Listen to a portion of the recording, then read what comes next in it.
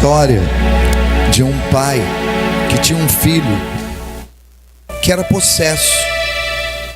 A Bíblia entende isso como possessão. A ciência entende como epilepsia. Um rapaz que ora caía na água, ora caía no fogo, ele não tinha controle sobre a sua vida. Os demônios controlavam ele. A hora que os demônios queriam jogar esse menino na água, jogava. Queria jogar no fogo, jogava.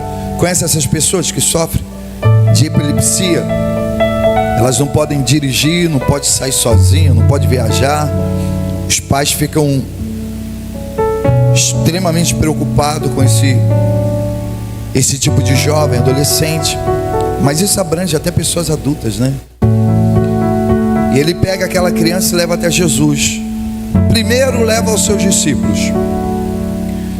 Aí os discípulos oram e não conseguem libertar aquele rapaz. Aí quando ele vê Jesus, ele se aproxima de Jesus e diz assim: Senhor, eu já levei o meu filho aos seus discípulos e eles não puderam fazer nada.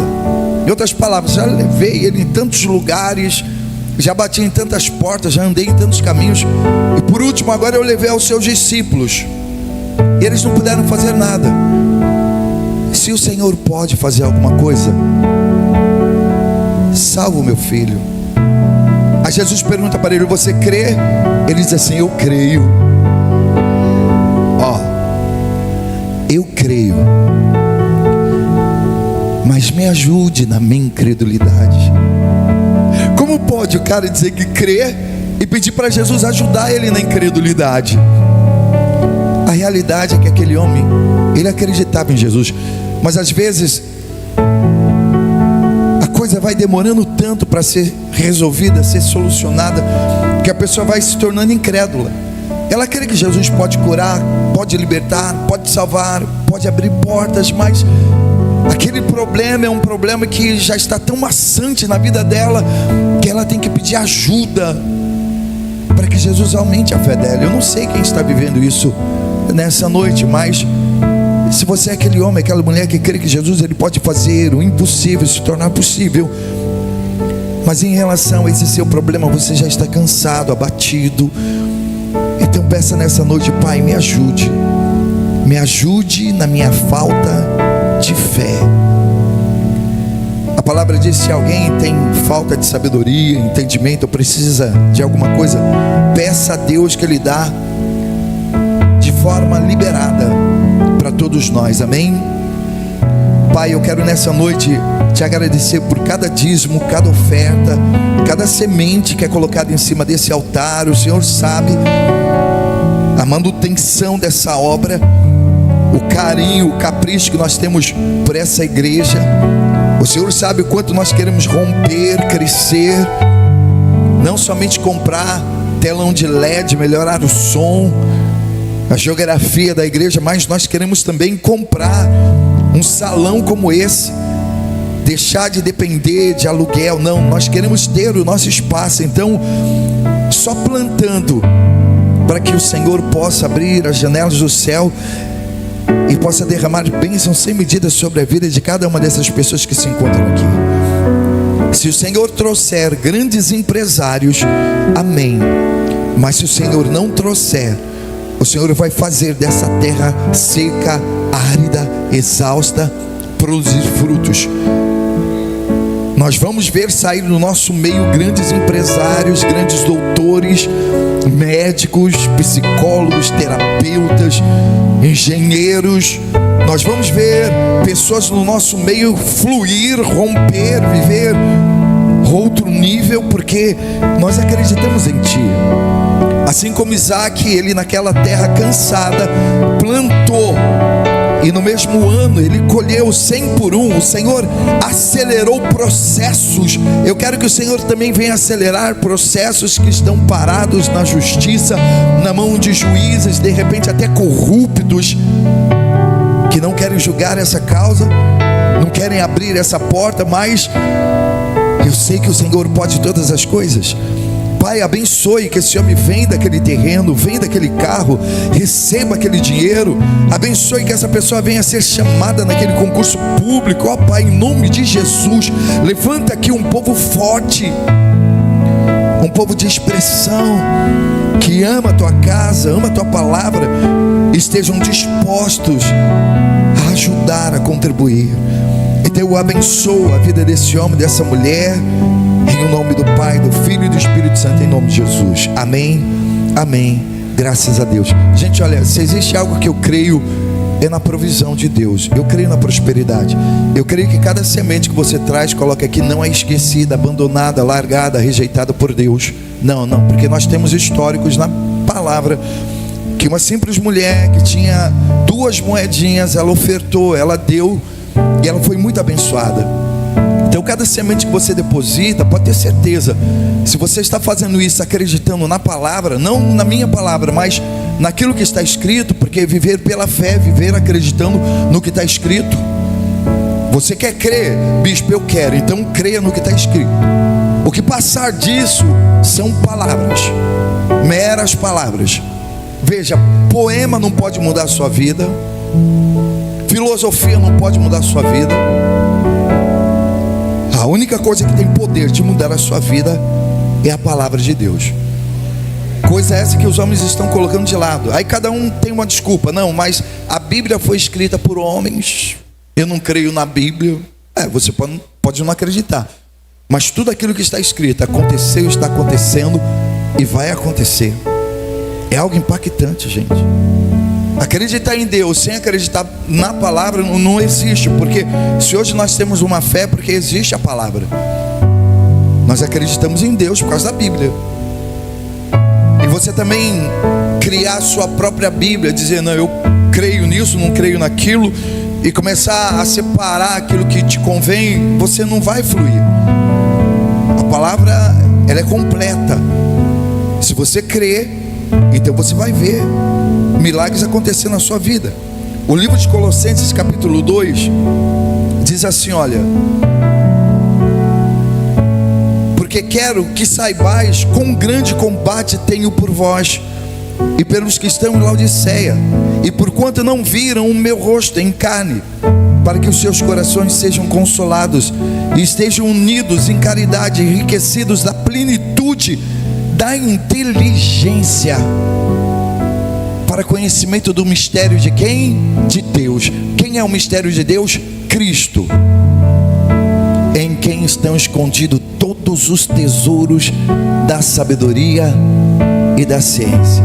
Então você não vai encontrar sabedoria na filosofia, nos poetas, nos comunistas, nos marxistas. Não, a verdadeira sabedoria que nos faz romper, que nos faz fluir, ela vem de Cristo Jesus. Cristo, Pai da eternidade, Deus conosco, Emanuel, o príncipe da paz, o que era, o que é e que há de ser para todo sempre. A visão que João tem de Jesus Cristo sentado no seu trono é aquela visão daquele homem vestido de branco, o seu rosto resplandecendo mais que a luz do sol, os seus cabelos brancos como a neve, significando experiência. Então aquilo que Deus ele fala, além dele não ser homem para mentir, nem filho do homem para se arrepender, é verdade. E Jesus ele fazia questão de dizer isso para os seus discípulos, né? Em verdade eu vos digo.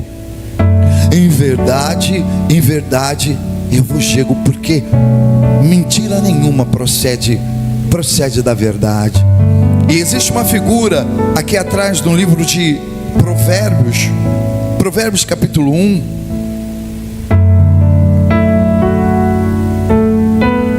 que vai nos revelar algo muito forte nessa noite. Provérbios 1:20. A sabedoria é o próprio Deus. A sabedoria é o próprio Cristo Jesus. Ela nos dá discernimento, entendimento, conhecimento. Salomão por várias vezes diz que a sabedoria nos livra do mal. E hoje, em pleno século 21, o que vai fazer com que você venha se destacar é a sabedoria. Durante toda a história da humanidade, antes quem se destacava eram aqueles homens fortes, eram exércitos, era um poderio. quem tinha maior arma bélica, então pode ter certeza que ele ia se destacar. Mas hoje não, o que se destaca hoje é a sabedoria, e sempre foi a sabedoria. Os homens que se desviaram, mas você quer romper, quer fluir, então você tem que ter sabedoria. Não somente a sabedoria do mundo, mas a sabedoria que vem do alto, que vem do Pai das luzes, que não há sombra de dúvidas e nem de variações. Ele quer nos ensinar todos os dias. Por exemplo, a palavra mostra que nós somos intercessores. Quem são os intercessores? São aqueles que ficam entre os céus e a terra. Intercessores são aqueles que têm acesso ao mundo espiritual e ao mundo material. São aquelas pessoas que já entenderam que tudo foi formado pelo poder de Deus, pela palavra. A palavra de Deus é tão forte, mas tão forte, que ela formou os céus e a terra. É incrível, né? A palavra diz que tudo que existe foi feito do invisível. Pela fé nós acreditamos que os mundos, Hebreus capítulo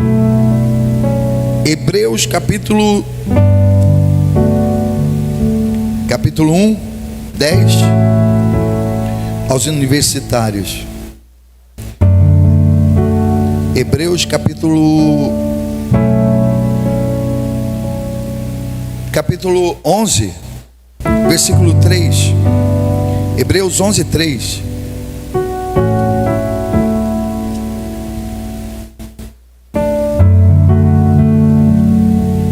Hebreus 11, 3 diz assim: olha, pela fé entendemos que os mundos pela palavra de Deus foram criados, de maneira que aquilo que se vê não foi feito do que é aparente. Ou seja, se você crê que foi Deus que fez os céus e a terra, então a palavra aqui está confirmando que o mundo só foi feito, as coisas que foram criadas só foram feitas pelo mundo espiritual, pela palavra de Deus. Haja luz, pronto. Haja firmamento, haja separação de terra e água, haja noite, haja dia. Ora, aí Jesus ele vem nos dizer que nós temos esse mesmo poder. Você vê que Elias era um homem sujeito às mesmas paixões que nós. Elias não era santarrão. Elias matava. Mas quando aquele homem dobrava os joelhos, ele orava pedindo chuva, e a chuva descia. 3 anos sem chover, Elias dobrava os joelhos e começava a orar. Aí ele dizia assim para o seu moço: ó, vem cá, olha lá, vê se está vindo chuva.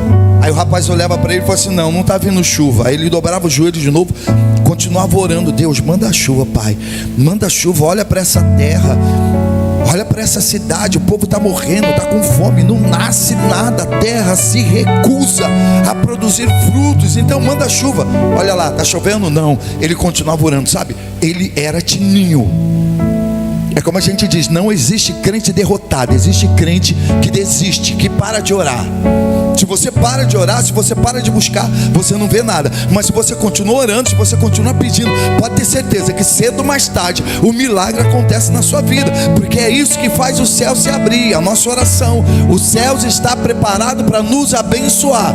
Todas as bênçãos espirituais já estão nos lugares celestiais, só falta se materializar. Mas para se materializar, você tem que dobrar os joelhos, você tem que orar. E não é porque você orou uma vez, 2 vezes, 3 vezes que significa que você não vai ser abençoado. Quando a palavra diz que nós temos que perseverar em oração, é porque nós temos que perseverar. Passe o tempo que for. Deus ele não vai chegar atrasado. Deus ele vai chegar na hora certa. Mas se você para de orar, a única coisa que pode acontecer é você não ver o milagre. Então Jesus ele vem e ele nos ensina o poder da oração, o poder que abre portas, o poder que cura, o poder que liberta. Todas as vezes antes de Jesus fazer um grande milagre, ele dobrava os joelhos e orava. Veja, se Jesus, sendo filho de Deus, ele tinha que orar, imagina nós, meros mortais, pecadores. Se Jesus, que não tinha pecado nenhum, falava com o Pai direto. Antes de se batizar, Jesus orou. Antes de Jesus ressuscitar Lázaro, Jesus orou. Antes de Jesus levantar paralítico, curar cego, coxo, surdo, mudo, Jesus orava. Antes de ir para a cruz, Jesus orou. Então há uma necessidade de nós aprendermos com Ele. Se Ele que está dizendo que nós temos que orar, buscar, bater, pedir, então segue esse conselho.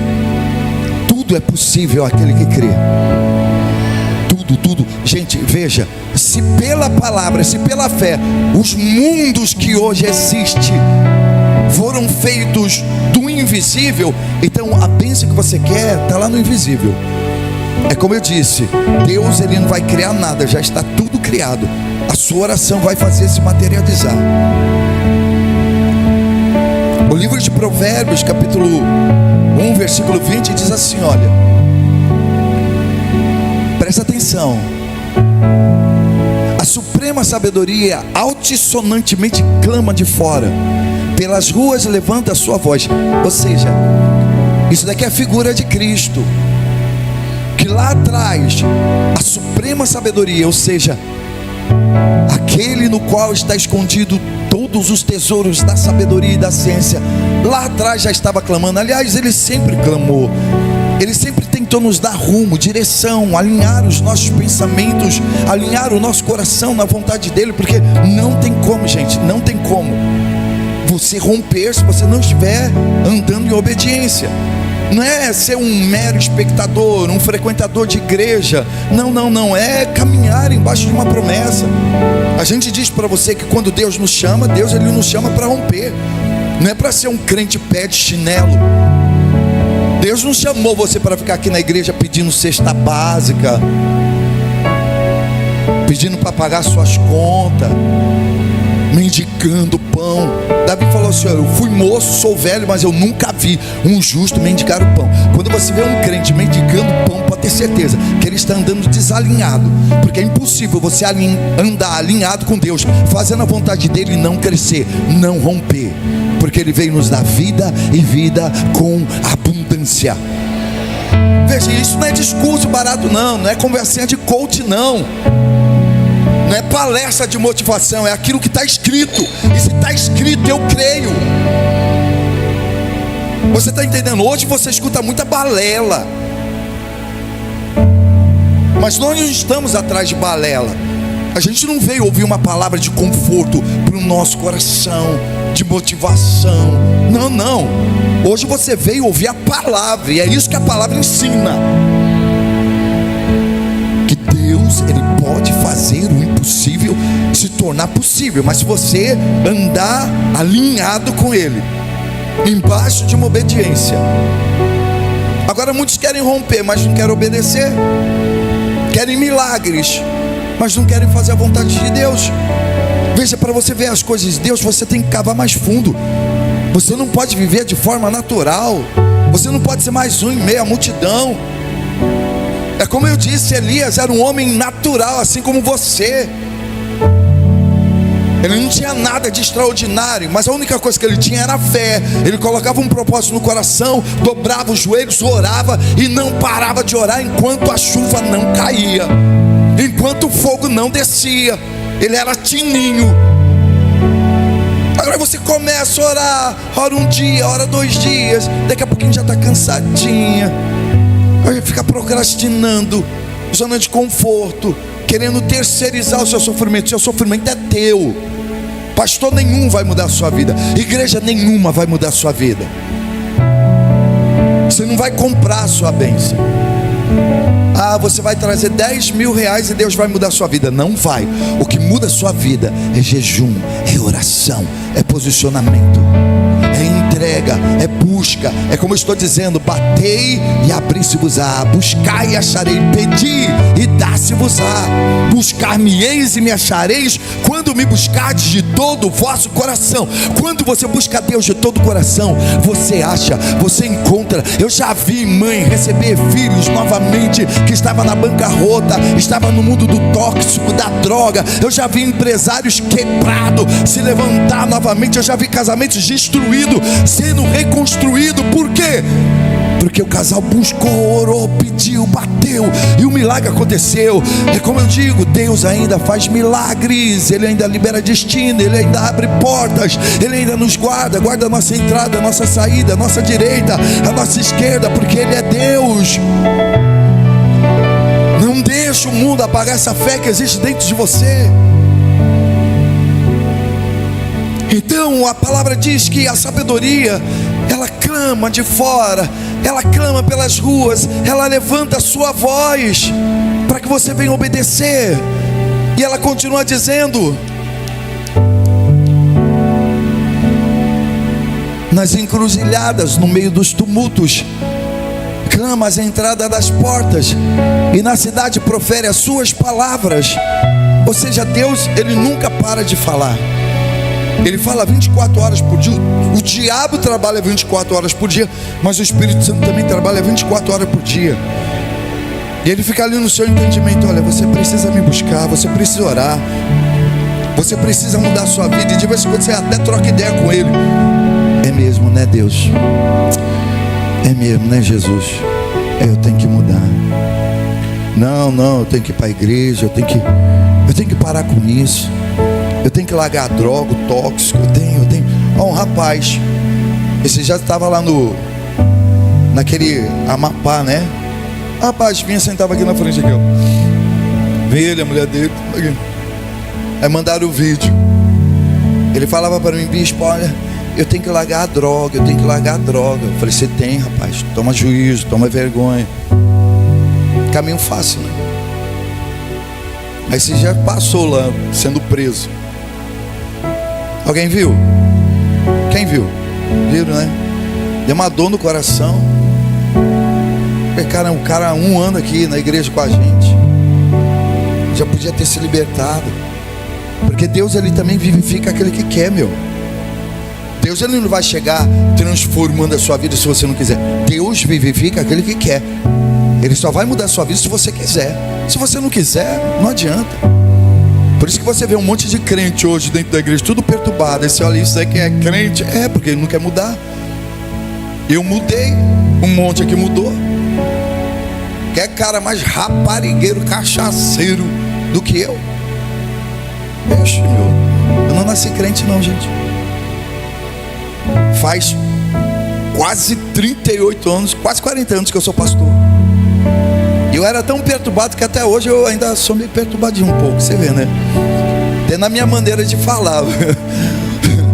Esses dias um cara falou assim: esse bispo é do PCC, já foi do PCC, é ou será? Até hoje eu não consegui mudar a minha maneira de falar, porque eu não tenho moralismo com Deus. Eu podia chegar aqui com você de terno gravado: meus irmãos, aleluia, glória a Deus, meus irmãos. Bancar uma de santarrão, gente, e quanto mais o pastorzão ficar bancando uma de santarrão, gente, é o pior de todos. É o mais safado, é o mais sem vergonha. Quanto mais o crente, você vê o crente com moralismo, querendo colocar régua em você, não porque você tem tatuagem, porque você bebe, porque você vai para o inferno, porque você é homossexual, porque você... Gente, presta atenção. Esses homens são aqueles que desconstroem o caminho do reino dos céus. Eles querem fazer o papel de Deus. Nem Jesus julgou, falou assim: não, eu não vos julgo, eu não vos condeno. Quem vai condenar vocês é a palavra que eu tenho pregado. E vocês não querem dar ouvido, mas eu não vos condeno não. Não, mas hoje existem pastores, igrejas que te condenam. Eles têm tanto poder, tanta autoridade, que eles olham para você e já consegue discernir para onde você vai. Não, você vai para o inferno, você vai para o céu, você vai para o inferno, você está condenado já. É assim. Mas o Espírito Santo fala.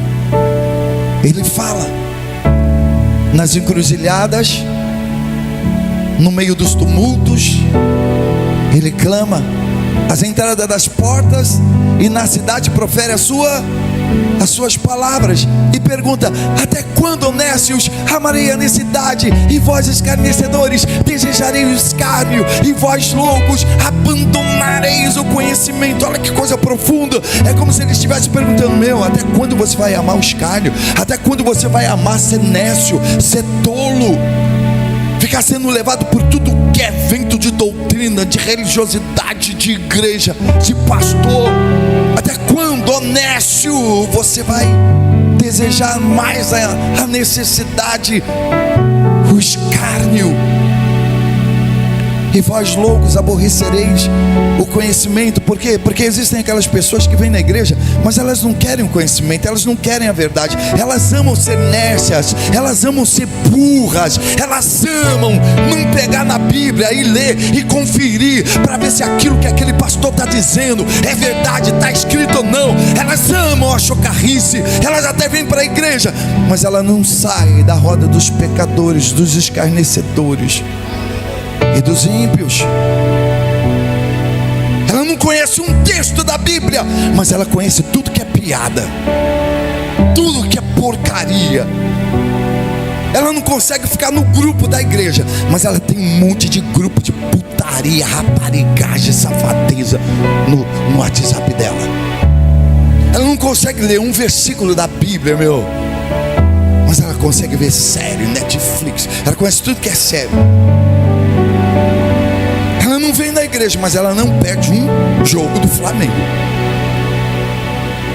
Quantos foram os crentes pé de chinelo, que mesmo os enredos de samba, falando do capeta, falando do diabo, aí eu entro lá no Instagram, umas irmãzinhas da igreja,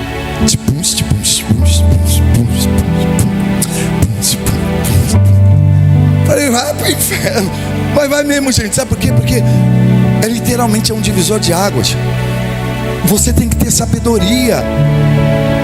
Onde você vai colocar os seus pés? Você está me entendendo?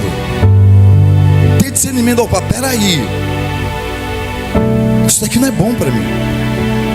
Isso daqui é, isso daqui não. Você pode curtir à vontade, mas depois não coloca a culpa em Deus. Porque para Deus fazer milagres, você também tem que viver uma vida de santidade, de justiça, de verdade, de entendimento. Aí o nécio acha que não tem nada a ver. Até quando, nécio, amareis a necessidade? Até quando você vai gostar de ser burro, de ser lesado, enganado? Já chegou uma mulher aqui que falou: ai, bispo, eu dei minha casa lá na igreja fulana de tal. Eu olhei para ele e falei: bem feito. Deu a casa dela, deu o carro. Teve uma outra que tirou a privada do banheiro dela, vendeu para dar o dinheiro na igreja. Nécio. Porque se você conhecesse a verdade, você ia entender que Jesus, ele declara: misericórdia quer e não sacrifício. Se vós soubesse o que significa misericórdia quer e não sacrifício, não condenaríeis aos inocentes. Ou seja, a sua casa, a sua família, o seu trabalho. Então, até quando, nécios, amareis a necessidade? Amareis ficar de fora das coisas de Deus, mano? Vai amar mais as coisas do mundo? Até quando? E vós, escarnecedores, desejareis o escárnio. Ama o escárnio, ama a chocarrice. É como eu disse, conhece tudo de piada, de rede social, de grupo, de futebol, pagode, samba, sabe tudo que é nome de jogador, mas não sabe onde está um versículo da Bíblia. Não, e ainda quer que Deus mude a sua vida. Veja, Deus não vai mudar a sua vida. Deus, ele não se move por necessidade. Não é porque você está necessitando, não é porque você está doente, está precisando, que Deus, ele vai se mover. Deus, ele se move por obediência, por posicionamento. Veja, as promessas de Deus são para aqueles que são filhos.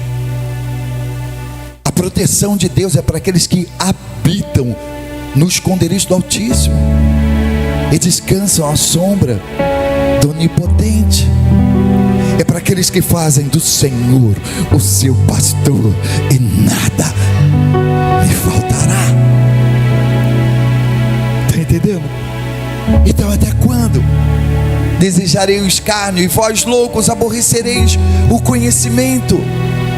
Convertei-vos pela minha repreensão. Eis que abundantemente derramarei sobre vós meu espírito, e vos farei saber as minhas palavras. Ou seja, o caminho da salvação, o caminho que vai te livrar dessa bancarrota, o caminho que vai salvar a sua casa, a sua família. É como aquele soldado perguntou para Paulo: o que devo fazer para ser salvo? Aí Paulo diz: olha, crede no Senhor Jesus e será salvo tu e tua casa. Porque aquilo que você não sabe, Deus sabe. Aquilo que você não pode, Deus pode. Aquilo que você não faz, Deus faz. Deus, Ele sempre tem uma estratégia. Quando Deus, Ele chega a nos chamar, quando Deus, Ele chega a nos trazer para perto dEle, é porque Ele já sabe o nosso destino, Ele já sabe o nosso futuro, Ele já sabe para onde Ele quer te levar, Ele já tem estratégia. O seu futuro não é incerto, porque está na mão dEle. A partir do momento que você entrega a sua vida na mão dEle, mesmo sem entender, mesmo sem compreender, mesmo sem ver o caminho, já está tudo traçado para você. Porque a partir do momento que você entrega a sua vida nas mãos dele, ele se torna o governo da sua existência, o chefe majoritário, o CEO, CFO. O caminho, a verdade e a vida. Então, convertei-vos pela minha repreensão, que é o que eu estou fazendo nessa noite. Estou te repreendendo. Eis que abundantemente derramarei sobre vós o meu espírito, e farei saber as minhas palavras. E a palavra continua dizendo no versículo 24: mas porque clamei e vós recusastes, porque estendi a minha mão e não houve quem atendesse ou desse atenção. Antes rejeitaste todo o meu conselho e não quiseste a minha repreensão. O que é que vai acontecer? Também eu me rirei na vossa perdição, e zombarei vindo o vosso temor, e vindo como assolação o vosso temor, e vindo a vossa perdição como tormenta, sobrevindo-vos aperto e angústia. Então a mim clamarão, mas eu não responderei. De madrugada me buscarão, mas não me acharão. Porquanto aborreceram o conhecimento e não preferiram o temor do Senhor. Sabe por que existem pessoas que hoje elas buscam e parece que Deus está em silêncio? Elas clamam e têm a impressão que Deus não está ouvindo. É porque antes desse caos chegar, antes dessa angústia chegar, antes desse problema chegar, Deus falava com você, Deus te chamava, Deus te alertava. O Espírito Santo tentava te convencer, mas você não dava ouvido. Então quando a angústia vem, quando a tristeza vem, o caos vem, ele fica em silêncio. Mas não é porque ele está em silêncio que ele vai deixar de trabalhar para você. Bispo, está um silêncio impressionante na minha vida. Eu tenho clamado, eu tenho buscado, eu tenho orado, mas parece que o céu se fechou, as portas se fecharam. Eu não consigo sentir Deus, não consigo ouvir a voz de Deus. Pois bem, Deus, ele só fica em silêncio, mas nesse meio tempo ele está trabalhando ao seu favor. É só você permanecer firme.